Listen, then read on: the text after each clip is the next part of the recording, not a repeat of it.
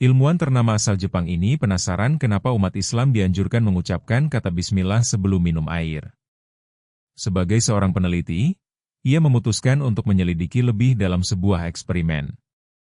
Selama penelitiannya, dia tertarik dengan efek kimia dari ayat-ayat Al-Quran, dan kata bismillah pada air melebihi yang dia bayangkan. Kami akan membahasnya penemuannya yang menarik tersebut. Jangan lupa like, subscribe dan share agar channel ini lebih berkembang dan menginformasikan hal menarik lainnya. Sebelum itu, penting untuk dicatat bahwa Al-Quran bukanlah kitab ilmu pengetahuan. Namun hal ini sejalan dengan ilmu pengetahuan. Meskipun diturunkan 14 abad yang lalu di masa dan tempat di mana ilmu pengetahuan dan penelitian kurang mendapat perhatian, Al-Quran telah menyebutkan fakta-fakta berbeda yang baru ditemukan atau dibuktikan oleh para ilmuwan baru-baru ini. Al-Quran sebenarnya adalah wahyu terakhir dan bukti tidak hanya bagi orang-orang Arab pada 1400 tahun yang lalu tetapi juga bagi para ilmuwan saat ini. Salah satu ilmuwan barat pertama yang melakukan penelitian serius mengenai topik ini adalah Maurice Bucaille dari Perancis, yang menulis buku berjudul The Bible, The Quran, and Science. Dalam buku ini, ketika ia membandingkan pernyataan-pernyataan mengenai data alami dan ilmiah dalam Alkitab dan Al-Quran, ia menyimpulkan, Al-Quran merupakan lanjutan dari dua wahyu yang mendahuluinya, dan tidak hanya bebas dari kontradiksi dalam narasinya dan tanda-tanda berbagai manipulasi manusia yang terdapat dalam Injil, namun juga memberikan kualitas tersendiri bagi mereka yang mengkajinya secara objektif dalam sudut pandang ilmu pengetahuan.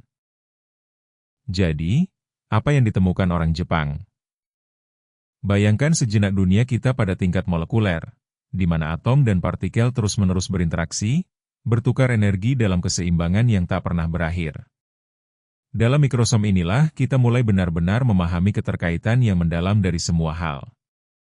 Dr. Masaru Emoto melakukan percobaan untuk menyelidiki dampak kata-kata pada air. Ia tertarik pada sebuah hadis di mana Nabi Muhammad, Shallallahu Alaihi Wasallam, menganjurkan umat Islam untuk mengucapkan bismillah sebelum minum atau makan. Di laboratoriumnya, Dr. Emoto memaparkan air pada suara ayat-ayat Al-Quran dan kemudian pada ucapan sederhana bismillah, yang berarti dengan menyebut nama Tuhan. Ia sangat ingin menyelidiki dampak kata-kata suci ini terhadap struktur molekul air, dan apa yang ia temukan sungguh mencengangkan. Setelah terkena suara Al-Quran dan kata bismillah, air mulai membentuk kristal simetris yang indah, yang pada gilirannya dapat memberikan efek positif pada kesejahteraan. Seolah-olah air menanggapi kata-kata suci dengan mengubah dirinya menjadi versi yang lebih indah dari dirinya sendiri.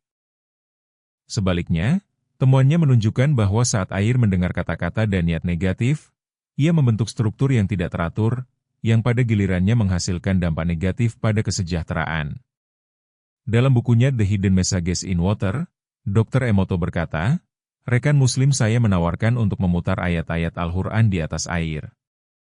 Ia membawa alat perekam dan memutar beberapa ayat Al-Quran, dan kami memperoleh kristal dengan bentuk yang paling sempurna.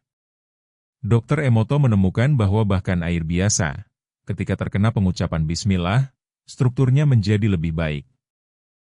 Molekul-molekul air tampak selaras lebih harmonis, menciptakan struktur yang lebih halus dan teratur.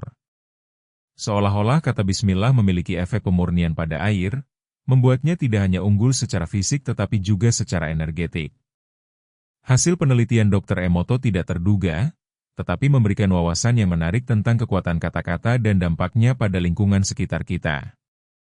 Temuannya ini merupakan bukti hikmah yang mendalam dari ajaran Nabi Muhammad SAW, yang mengajarkan umat Islam untuk tidak minum air tanpa mengucapkan kata bismillah yang artinya dengan menyebut nama Allah. Ini adalah bukti yang tak terbantahkan, seperti banyak bukti lainnya, bahwa Nabi Muhammad SAW seorang utusan Tuhan, dan bahwa ajarannya, jika diterapkan dengan benar, memiliki manfaat yang tak tertandingi bagi manusia. Dr. Emoto meninggal pada tahun 2014, namun ia mewariskan kepada kita sebuah penelitian luar biasa, yang menunjukkan kepada kita, bahwa semakin banyak kita mengungkap tentang alam semesta dengan cara kerjanya yang rumit, semakin kita menyadari kebesaran Allah, dan betapa segala sesuatu sebenarnya saling berhubungan, dan alam spiritual dan alam fisik tidak terpisah, namun saling terkait dengan indah. Allah berfirman dalam Al-Quran, beginilah cara Allah menjelaskan wahyu-wahyunya kepadamu, jadi mungkin kamu dapat merenungkannya. Jangan ragu untuk berbagi sudut pandangmu di kolom komentar. Terima kasih sudah menonton. Assalamualaikum warahmatullahi wabarakatuh.